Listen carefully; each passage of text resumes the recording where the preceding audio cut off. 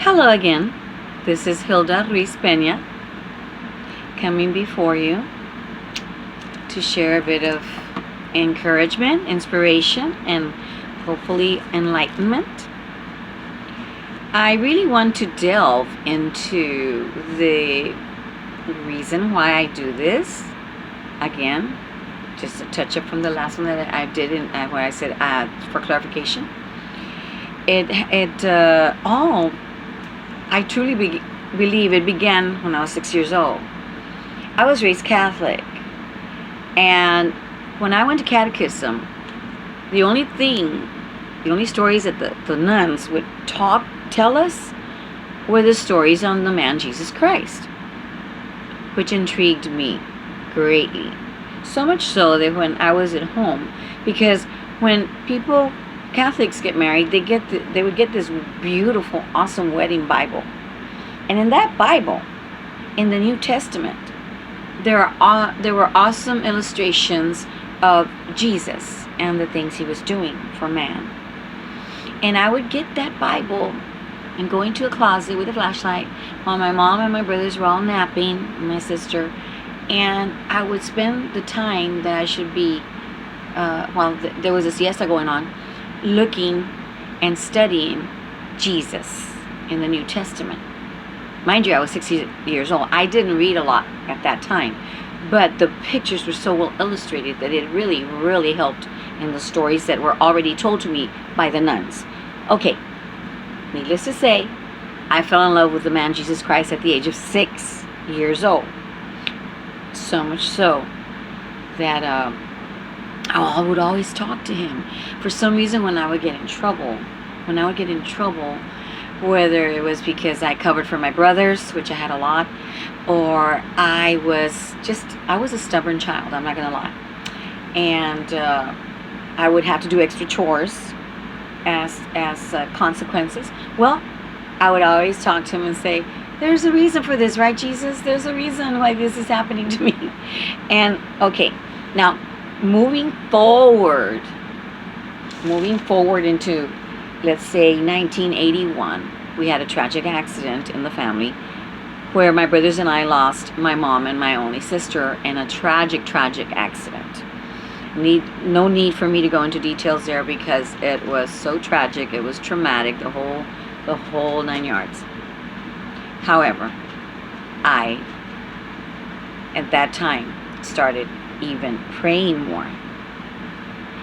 And in 1983, I was involved in an accident in another state.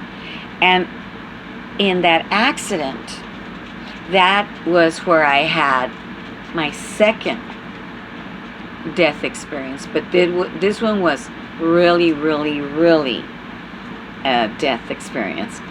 As they pulled me out of the wreckage and they put me in the ambulance at that time in 1983, I was hurting so much, and I had seen my legs were broken.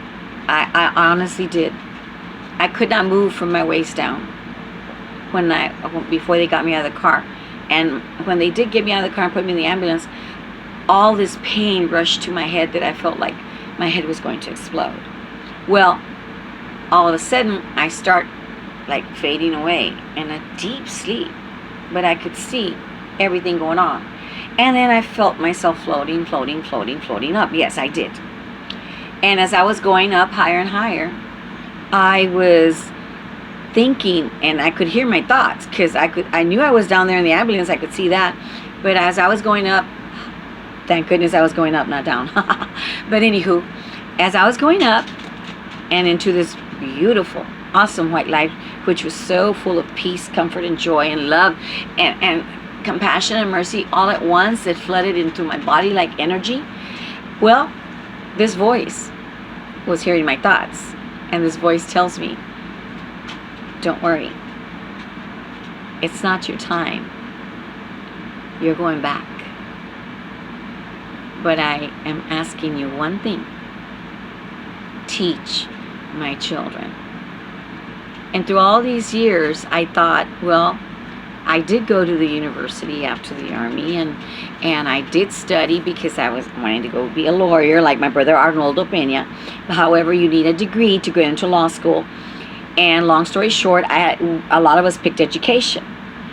And from there, we were going to get all that out of the way so we could go on to Houston to go to law school.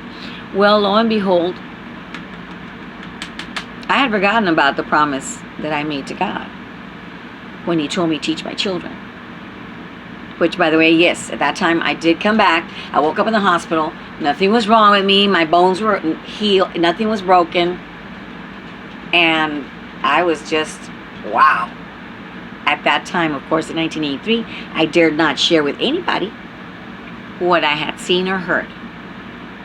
And then I went into the university in 1987. Still, to that time, I had not even thought about that accident until it came time for graduation, that I was getting my degree for teaching.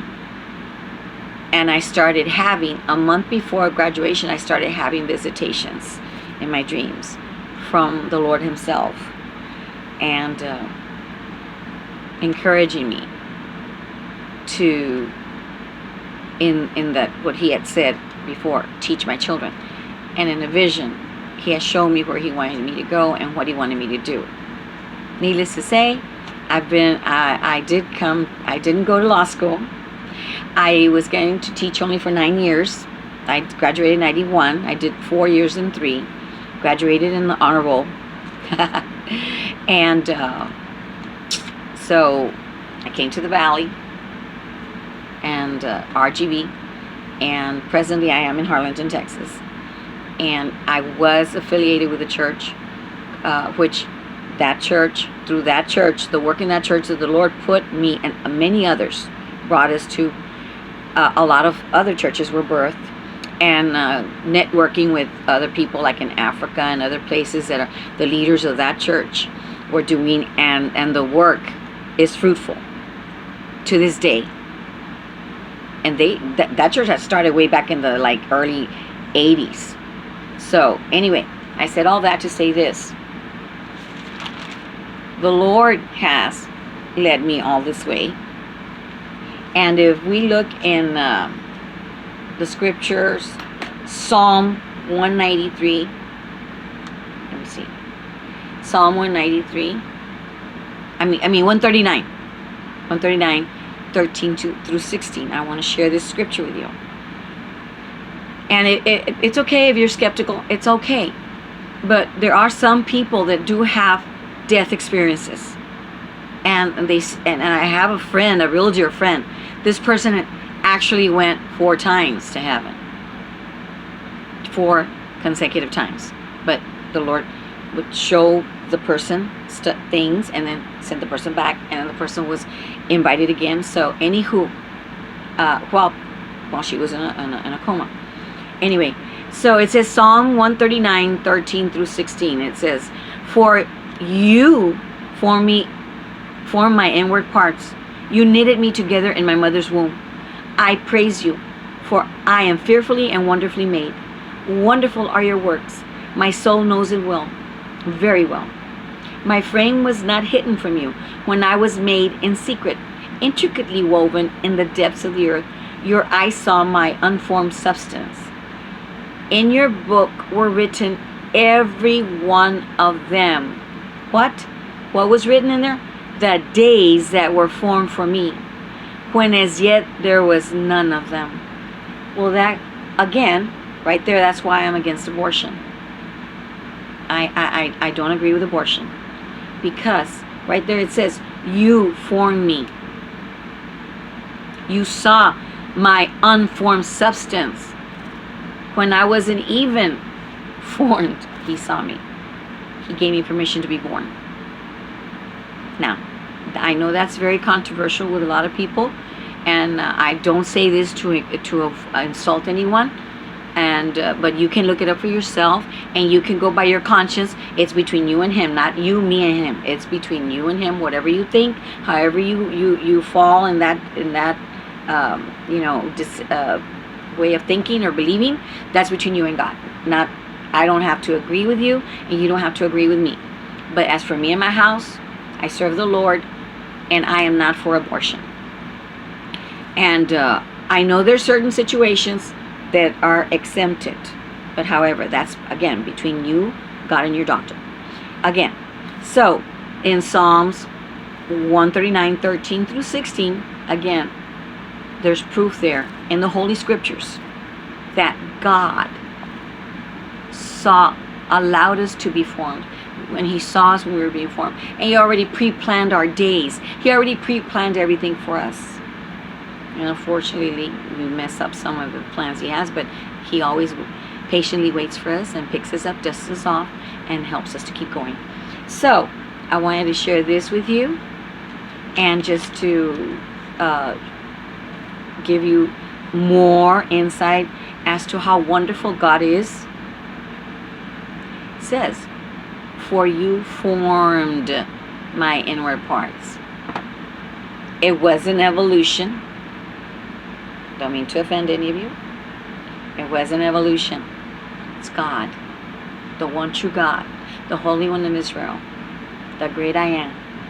So I wanted to share this incident with you about how the Lord, even when I wasn't a Christian, when I wasn't saved, was already drawing me. He was already drawing me, even as a little child. He was drawing me. He was drawing me to Himself. And I'm glad I listened. God bless you all. Have a wonderful day.